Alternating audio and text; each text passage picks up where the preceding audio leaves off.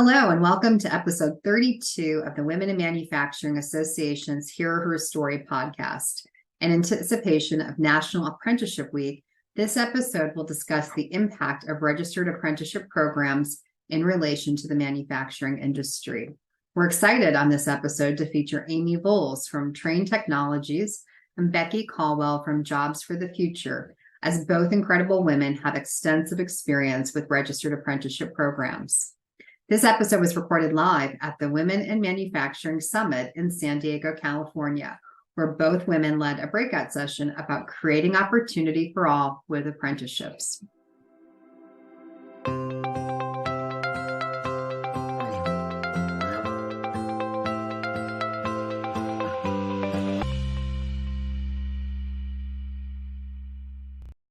Well, we'll get started with our Hear Her Story podcast episode, streamed here and recorded here live at Summit 2023 here in San Diego, California. Thanks for being with us for a conversation today with leaders in industry and people very connected and committed in the space of workforce development and as well developing talent for manufacturing companies. My guests for today are Amy Volz, Head of Workforce Innovation, of Talent and Organizational Capability at Trane Technologies. And our other special guest is Becky Calwell, Senior Manager at Jobs for the Future. To start our conversation of Hear Her Story today, we will allow Amy and Becky as well the opportunity to share a little bit of their story, a little bit about what they do presently in their current position, as well as how they got into the field that they're working in present day. So why don't we start with you, Becky? And sure. Thank you. As she said, I'm Becky Calwell, and I work for a group called Jobs for the Future, which is a nonprofit based in Boston, but we work mostly remotely. So I live and work in Charleston, West Virginia, in my upstairs bedroom.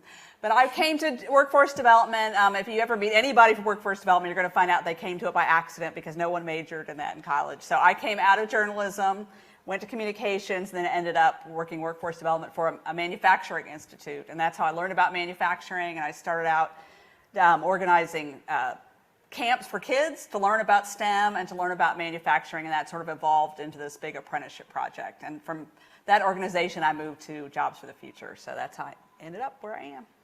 And can you tell the audience a little bit about what is Jobs for the Future? Right, Jobs for the Future was founded 40 years ago, and it's really the focus of Jobs for the Future has always been about economic advancement for all. And it started with a real heavy emphasis on work-based learning. So that's why apprenticeship has always been really important to Jobs for the Future. But they do projects all over the country. I've met all sorts of people here who've heard of Jobs for the Future, and they say, oh, I've heard about this project. It's great. We do so much work all over the country related to STEM pathways and economic advancement and obviously a lot of apprenticeship. So your companies we'd love for all of you guys to get on our website and sign up for our newsletter and get involved. And one last question for you still Yes. as we're doing intros. So what is your role at Jobs for the Future? I'm a senior manager, but my job mainly is this big project. In 2020, the Department of Labor gave Jobs for the Future a $12 million contract and said, we want you guys to help set up apprenticeship programs in partnership with manufacturers. So I was hired to help with this big project. We've just started year 4, and WIM is a big partner on our project. So I work all over the country talking to manufacturers, getting them interested and excited about apprenticeship. And then my team, it's not just me, there's a whole team, and we work with them. We have consultants who can talk to them about how they need to get started and the paperwork they need to do and how it'll help their retention, recruitment, things like that. Great, wonderful. We'll obviously hop more into the topic here of registered apprenticeship programs here in a second. So Amy, if you would introduce yourself, a little of your story, how you got to your current position in manufacturing, and then obviously a little bit about what you do in your role currently at Trane Technologies. Yeah, absolutely. So Amy Volz, I'm the Director of Workforce Innovation for Trane Technologies. Trane Technologies is a $14 billion climate innovator, and we are a leader in the HVAC and refrigerated transport industries. If you've heard of the Trane brand, if you're keeping cool at home or in a beautiful building like this, chances are there's probably a Trane product behind the scenes, making sure that you stay cool and comfortable, and that's a little bit about the work that we do. Workforce innovation is a new function within Trane Technologies. So I'm actually the first person in the company to hold this title. We are a net new part of the organization that was created just a couple of years ago, really to focus on opportunity for all. So very much aligned with JFF's vision, with the vision of WIM, which is really about opening up equitable opportunities for everyone and making sure that we as Trane Technologies have a sustainable workforce for the future. And we do that by unlocking policies, programs, partnerships, all throughout the organization and externally as well, to make sure that we have a sustainable workforce in our most critical roles. And those critical roles are really our frontline workers. So it's technicians, it's people who are in the field servicing equipment in buildings like this.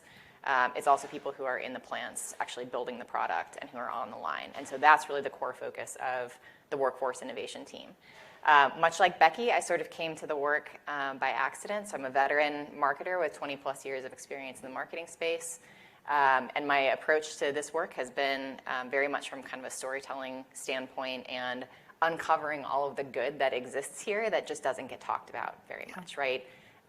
Let's face it, the HVAC industry sometimes isn't the sexiest industry to be in. And oh, by the way, the products are mostly hidden, right? Like you don't come across a lot of the products or services that we offer in the day-to-day. But there's a lot of good there and a lot of really great nuggets to uncover. And that's been the most fun part about the work that we do, is kind of bringing those things to the surface and making sure that others know about the great opportunities that exist in our space. Excellent. So apprenticeship programs, it's something that WIM, as was mentioned by Becky, we've partnered with Jobs for the Future for the last few years, and it's been so very rewarding to introduce companies to this solution as people are challenged, obviously, with recruiting individuals to industry and as well retaining them and advancing people in industry. So Amy, can you share a little bit about how your company discovered and first got introduced to registered apprenticeship programs? Yeah. And then as well, we can have a little conversation around the why. Like you got introduced to it, and then why is this something that Trane has hopped on board with? Yeah, absolutely. So just about a year ago, actually, almost exactly, I came into this space. And within the first couple of weeks, the imperative was we had something really interesting coming from the commercial side of our business, which is schools, hospitals, big institutions, pillars of the community. And the commercial business was growing and is growing at a pretty high clip. And so in order to support the growth of that business, we also needed to grow our workforce. We needed to grow the service technician population that was supporting all of these great products. And so we were thinking a lot about that, and that was kind of the big imperative in the workforce innovation space, was how can we help create this sustainable workforce? How can we build a workforce at scale that's going to grow and support the needs of our business?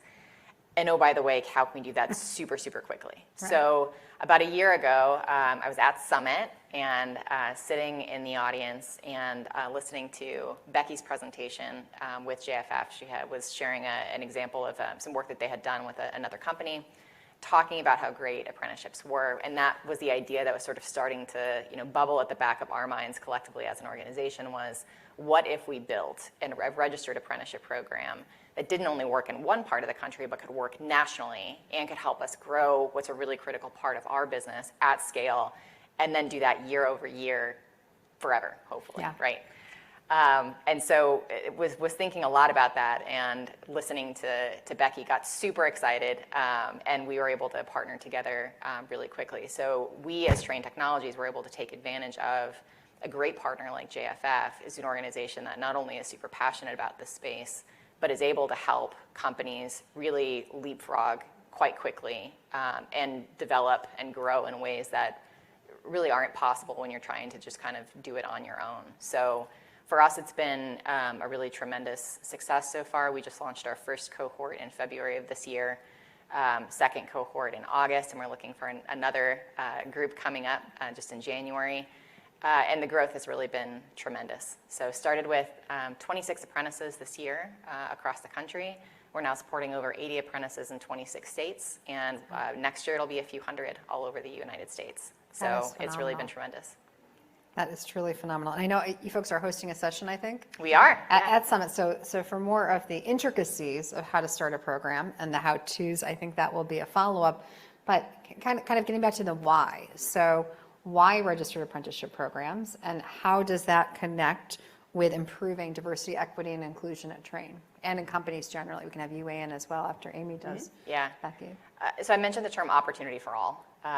That's a term that we use at Trane Technologies, which is really critical to and core, quite frankly, to who we are as an organization, that fundamentally we believe in opportunity for all. And within workforce innovation, one thing that's central to our mission is what are the barriers that are preventing people from getting good jobs, that are preventing them from getting into the industry, and most critically for underrepresented populations, whether that be women, because let's face it, there aren't a lot of women in the HVAC industry. Only about 2% of the total industry is female at this point.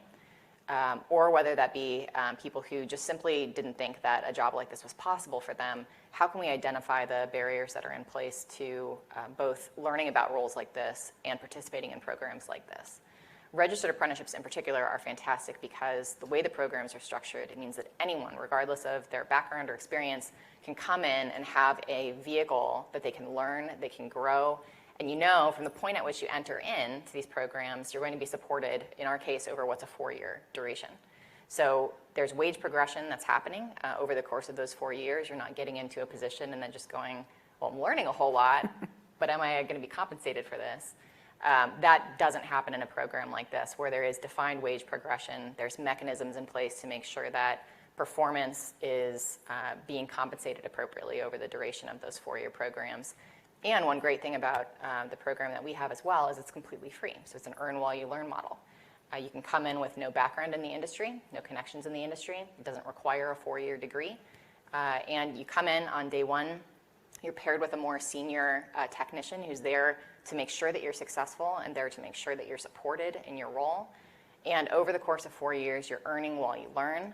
You have the opportunity to learn on the job, and there's no cost to you as a program participant as well. But when you graduate, you come out of that program at the end of the 4 years, you have not only a nationally recognized industry credential, you're now supporting really critical institutions in the community. These are schools, these are hospitals, these are parts of a community that are really critical to the quality of life within the part of the world that you grew up in, that you live, and that your family lives and works as well.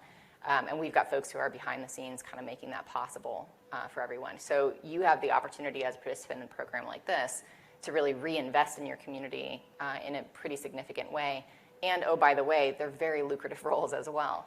So these are roles that you have the opportunity to learn over time, to be compensated fairly and equitably for the performance that you're generating, and to be part of a really fast-growing industry that's critical to a lot of the institutions in these communities. That's phenomenal. So not only impacting those individuals, but the communities where they're residing as well. Absolutely. That's great. And then Becky as well, so as you're working with lots of corporate entities, including Trane Technologies, what have you found in terms of the connectivity between registered apprenticeship programs and helping this goal to improve diversity, equity, and inclusion for all?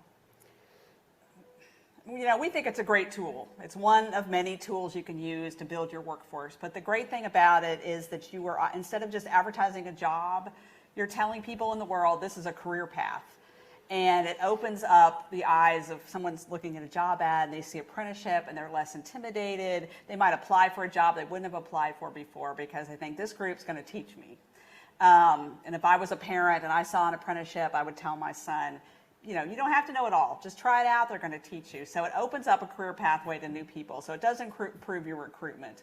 But one other good thing about registered apprenticeship, and I keep saying registered because there are plenty of companies and groups that have apprenticeships, and they have internships and co-ops. But registered apprenticeship is regulated by the government, by the federal government or your state government. So there's rules. There are a lot of rules in place to protect the apprentices, and that's really why apprenticeships are regulated, is to protect the apprentice.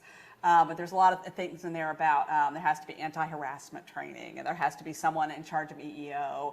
So there's a lot of, it puts in place a lot of safeguards for the apprentice themselves, which is a great way for the company to build in more DEIA. But because it opens a career path, you're just going to bring in some new people who haven't been in manufacturing. So that's why we think it's a really good tool for DEIA. That's excellent. And you mentioned the regulated pieces. So one of the other benefits of, alternatively having a registered apprenticeship program versus just an in-home grown apprenticeship program is that there's funding available, right? So I know that's one of the things in the services that your organization offers is connectivity to whether it be federal funding or local funding, and helping people seek that out. So when your company is interested in either rebooting a program and or starting all from new scratch, you can help them connect with those opportunities for support. It's really a great time if your company's interested because there's a lot of money right now on the state level and the federal level. The money we offer it's up to 30,000 a company. That's not enough to start a new program, but we can support efforts of companies. But we can connect you with a lot of the states that have a lot more money than we do. So your local workforce board might have money. So we can at least talk you through the opportunities that are out there for funding. Yeah. And that consultation piece, I think, is really critical. So we have a lot of companies, and interestingly, we have an interest form on our website that we ask people to complete, and it's one of our vehicles to help connect people to Jobs for the Future and their resources. Interestingly, we keep getting individual women who are filling it out, who are, again, hungry for a way to find this formalized training. One of the cool things is these are portable skills, right? Mm-hmm. That, again, through that protection of it being a registered apprenticeship program, obviously companies don't want these people to leap and go elsewhere, but it's allowing for that protection of this portability of their skills and their expertise that they've gained through the formality of the program. So some good things.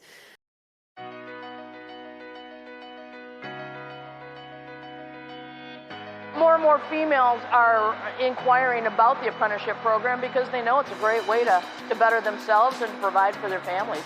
This program has helped me and my family by giving me a goal-oriented workspace, which in turn encouraged me to pursue more and be a better example for my daughter and help me execute multiple goals. I got pregnant at a young age. I finished high school early. I finished high school at 17 years old. Started working when I was 15 to provide for my son. Being a teen mom was hard, definitely. It was hard figuring out what I was going to do, how I was going to provide for him. And this, apprenticeship came along and it kind of showed me the path. So not only did I become a mom at 15, I started working at 15. I graduated high school at 17. Graduated college with an associate's at 19 and bought a house at 19 as well. So it's really allowed me to do a lot. I feel that the apprenticeship program will help my family, letting my son know that not everything is a man-dominated world. And financially, I feel that it will help us gain a lot in our future.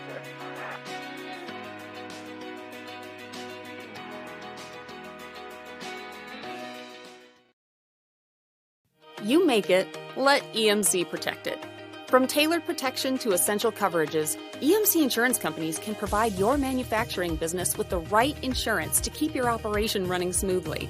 Plus, with nearly a century of safety experience, we know how to help manufacturers prevent accidents and costly losses. We go beyond the basic loss control survey, working with you to create custom workplace safety plans. And to help keep safety top of mind and at your fingertips, we provide a variety of online tools and on-demand trainings, available whenever you need them. If an accident does occur, we're always ready to respond with local, personalized service to help you recover quickly. From prompt, fair claim settlements to effective return-to-work strategies, you can count on EMC to help you maximize your uptime. Contact your local independent insurance agent today or visit emcins.com to find out how EMC insurance companies can help you protect your manufacturing business. As we talk about jobs, obviously some of the conversation this morning, conversation we've had in some of the breakouts that I participated in thus far, has been around reframing what is a good job and how do we introduce at an earlier age kind of what different career options are out there for all ages as they're going through the educational system. What do each of you consider to be a good job? And then as well, how do registered apprenticeship programs help companies provide individuals in finding these good jobs? So who would like to start? I can jump in. So HVAC technicians is a good job. It's also a job that not many people know about, meaning if you're a high schooler and college might not be on your part of your path right now, and you're mechanically minded or you have some inclination or aptitude towards the trades, HVAC service technician is probably not like one of the top 3 jobs that someone's going to come and talk to you about. It might be electricians or welders or plumbers or maybe even something in the automotive space, but there's just not a lot of, I think, foundational awareness around HVAC service technicians, particularly for large institutions in the commercial space, like the roles that we're supporting through the registered apprenticeship program. So I think that is a big part of it, is just how can we and how can other companies get out and start telling about all of these great opportunities that do exist and the opportunities to not only become a service technician, but then use that role as an opportunity to advance further in your career. Many of the folks within our organization started off as service techs, worked in the field. They're now in management roles, they're in leadership roles, and they're leveraging the experience that they had in the field with customers to broaden and diversify their career in a bigger sense. And again, these are roles that at least initially, they don't require a college degree. So it's a great on-ramp into what can be a very lucrative career path, but it's not a career path that generally gets talked about quite a lot. And so for us as an organization that believes deeply in how important and impactful these roles are, just creating a sense of how we as a company can talk about what it means to be a climate innovator, what it means to be a technician in this space, I think that's a big part of the story. But also these jobs really are good jobs in the most foundational sense, which is they're jobs that have economic mobility, they're jobs that have economic stability, and they've got an equity component baked in for a lot of the reasons that Becky talked about, right? There's a very defined structure that happens when you have a registered apprenticeship program, and those mechanisms are in place to make sure that it is a truly equitable on-ramp, but it's also an equitable experience over the duration of the 4-year program as well. And so those factors, I think, have really contributed to how we've been able to broaden the conversation around registered apprenticeships in our space. Right. It's huge. And as you talked about, it's reframing kind of that knowledge and awareness, and also how we're describing, talking about these types of opportunities that are out there, and selling those business benefits as well as the personal benefits to being in those roles. And Becky, kind of, what's your take on good jobs? When I started thinking about this question, I realized that Jobs for the Future has done so much work in this area. And if you're curious about this, we have all these guides on there about what's a quality job. So I thought, what's the official JFF line here? But as we all know, we've probably all had good jobs and bad jobs. But there are, they say, four elements of a good job are being well compensated. Agency and culture, meaning, how much control do you have over your life, and what kind of support are you going to get? And then there's advancement. What opportunities are there to move on in your career? And these are all really important things. And structure was the one I forgot. But apprenticeship provides a lot of those elements. Like you said, there's a structure there, so the apprentice knows what they're going to do, what skills they're going to learn, and how they're going to advance. They know that they're going to make an increased wage as they go on, and that they'll advance in their career because they finished this apprenticeship. So, and the other thing I wanted to mention is that registered apprenticeship, you have to have a mentor. Some apprenticeships call a journey worker, either journey worker or mentor. And sometimes when we talk about mentorship, we're talking about a person who's not in our department, who mentors us in our career. But in a lot of apprenticeships, the most important relationship is the person on the job, day to day, teaching you the skills. And that's really the make or break relationship, in my opinion. And we hope that all good programs have really good relationships between those apprentices and mentors.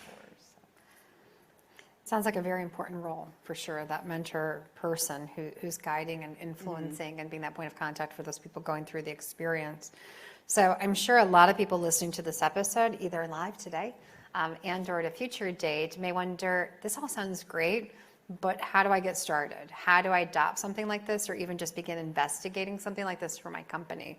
So what does the process look like, and what are some of the first steps that an individual that's interested and or a company that's interested would take? What were the first steps you all took? So internally for us, I think it really started with finding a good partner. Finding a good partner, not only super important because we had sort of pockets of activity happening at an organizational level that were fantastic, but weren't able to scale in the ways that we knew we needed to scale as an organization in order to grow our workforce in the way that was going to be demanded by the business. So we had to kind of fundamentally think very differently about how we were going to approach creating an apprenticeship program at the national level for a company across the United States. And so to do that, I think leaning on the wealth of knowledge that was available through organizations like JFF was a huge start, just in terms of being able to build foundationally from best practices. JFF, as an example, has a great playbook around practices for diversity, equity, and inclusion in apprenticeships, which I would highly recommend.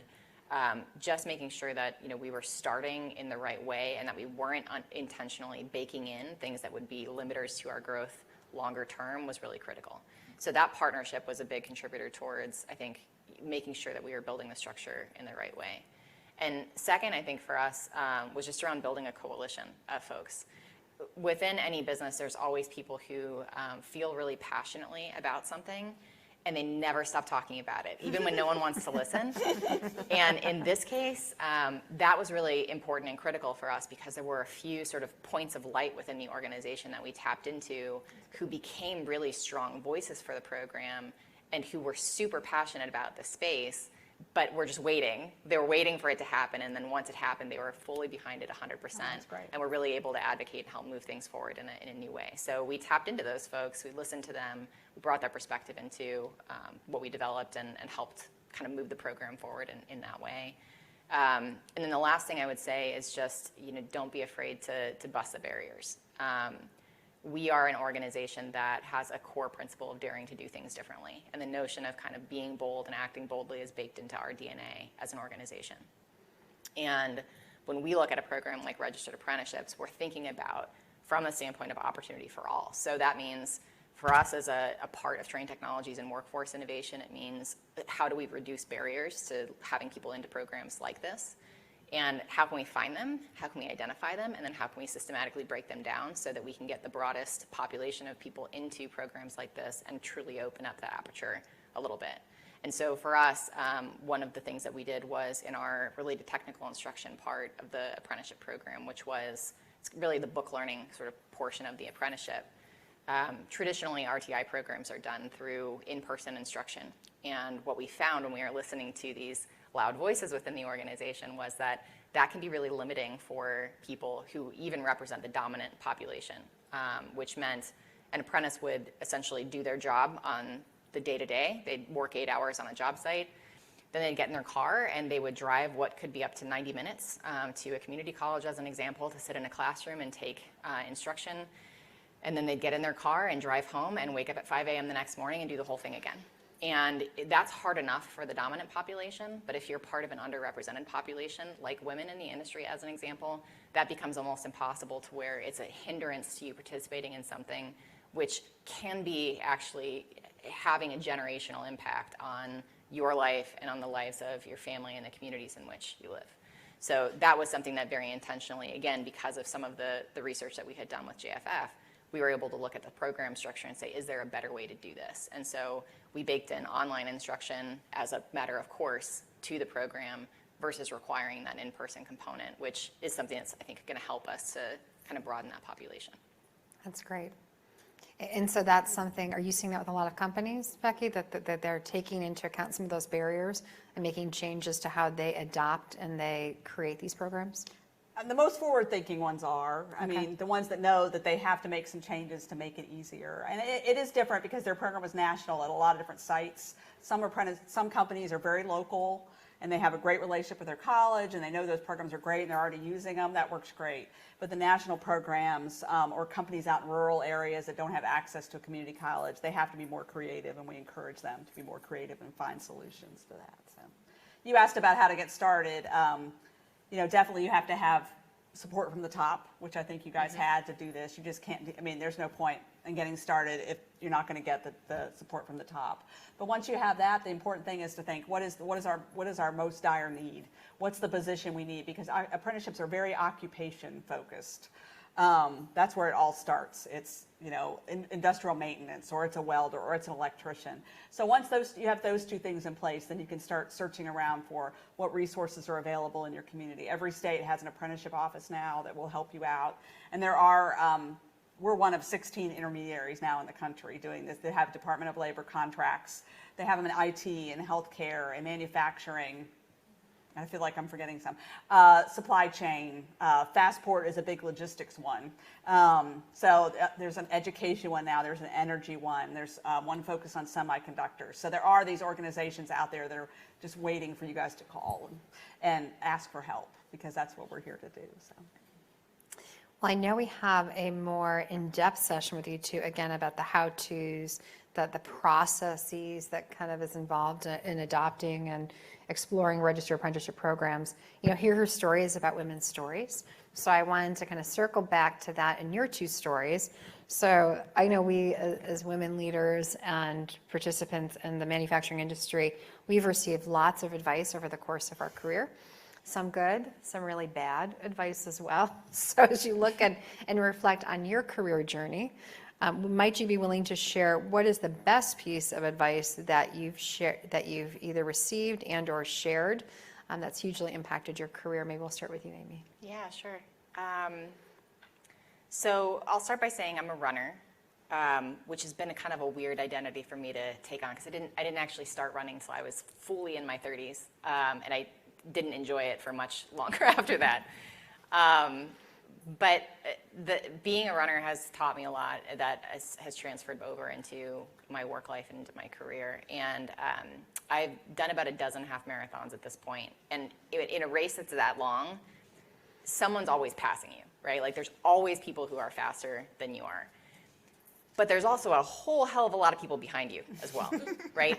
Who you never see, let's face it. Because when you're in it and you're in this long journey, sometimes you get super focused on how you're doing and how much you're suffering and whether you're doing enough, because, oh my gosh, look at all these people who are in front of me. I once ran a race where the course kind of like doubled back at one point, and there was actually a guy who was a finisher standing there halfway down the course, like holding his finisher medal, like cheering people on, which probably didn't have the intended effect that he wanted to. It wasn't quite as motivating as he might have thought it was. But in the course of doing those races, I would say, don't let someone else's finish line become your starting line. Just having the perspective of knowing that you really do need to run your own race, and that other people's journeys are not your journeys, and that's okay. Has been super critical.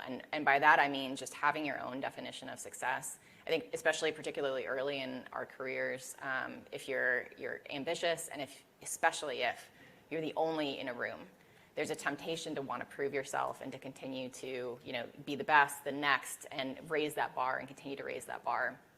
And that's great, and that works really well. But confusing sort of fulfillment and achievement, it gets kind of muddy. And so you can have a lot of achievements in your life without being really fulfilled and have that sense of personal fulfillment as well. And so I would say run your own race and be very, very careful what you get good at. Make sure you're paying attention to yourself along the way and along that journey to make sure that it's really work that is fulfilling you and not just work that's creating that sense of achievement. That's great. Great advice. And Becky? Well, I actually started my career in journalism when newspapers were healthy. And my first newspaper editor told me one time, I was like 21, probably griping about some assignment she'd given me. And she just said, everybody has an interesting story to tell. And at the time, I probably didn't believe her because I was that kind of person. But over time, I've just realized that everyone does have a story to tell. And I find myself quizzing people, which is what I did to Amy last night. I just like to hear people's stories. I like the backstories, and I love plant tours. I love talk. I love the talk this morning about the Trane company, because I love the backstories of companies and people and how they got there. And I've just learned that I have to do more listening than talking. As you can tell, I talk really fast, but it's taught me to slow down and ask questions and listen to what they're saying. And it helps me in my work too, because the first question in any company is, what's going on and what's the problem and what's your biggest need. So I've remembered that all these years. Well, it's excellent. I think two great pieces of advice. And I know as we have an audience listening, hopefully, either again live today or later on record, I think some great insights shared about not only why registered apprenticeship programs, a little bit into the how-to or the first steps as to adaptation and adoption of this type of program and solution for workforce development. But again, just thanks so much for being a part of our Hear Her Story podcast. And we hope to continue our celebration and recruitment into registered apprenticeship programs, because we know there are too few women in registered apprenticeship programs. And as you shared, these are great pathways to prosperity and changing the generational success for the future. So again, thanks so much for celebrating registered apprenticeship programs with us. Thanks for having us. Thank you. Thanks so much. Thank you for listening to Hear Her Story, a podcast produced by the Women in Manufacturing Association. Be sure to share, review, and subscribe to Hear Her Story on Apple, Google, Spotify, or wherever you like to listen.